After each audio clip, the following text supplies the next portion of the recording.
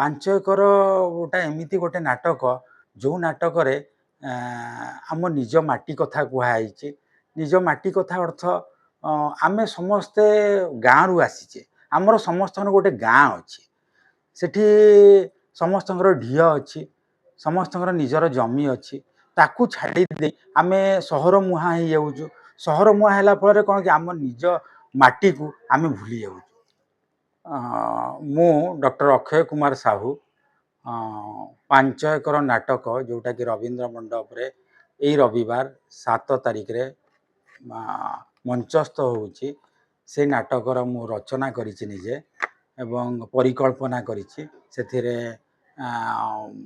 Direction ଦେଇଛନ୍ତି ଦର୍ପ ନାରାୟଣ ସେଠୀ। ପାଞ୍ଚ acre ଗୋଟା ଏମିତି ଗୋଟେ ନାଟକ ଯେଉଁ ନାଟକରେ ଆମ ନିଜ ମାଟି କଥା କୁହାଯାଇଛି।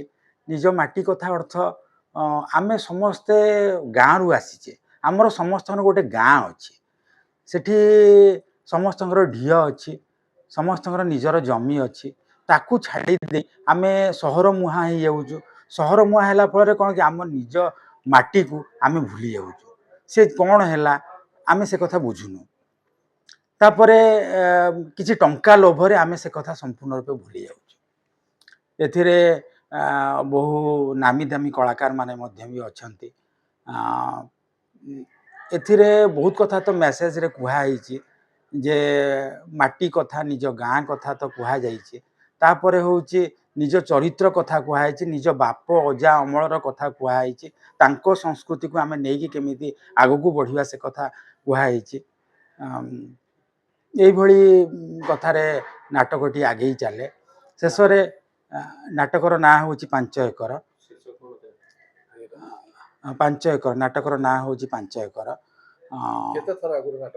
ନା ନା, ଏ ନାଟକଟି ପ୍ରଥମ ଥର ପରିବେଷଣ ହେଉଛି।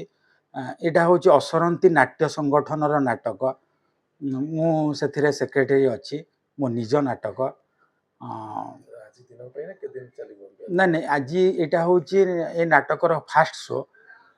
ଆର ସଫଳତା ଉପରେ ନିର୍ଭର କରୁଛି ଆମେ ପୁଣି ଆଉ ଶୋ କରିବୁ। ହଁ, ନିଶ୍ଚିନ୍ତ ଭାବରେ ବାନ୍ଧି ରଖିବ।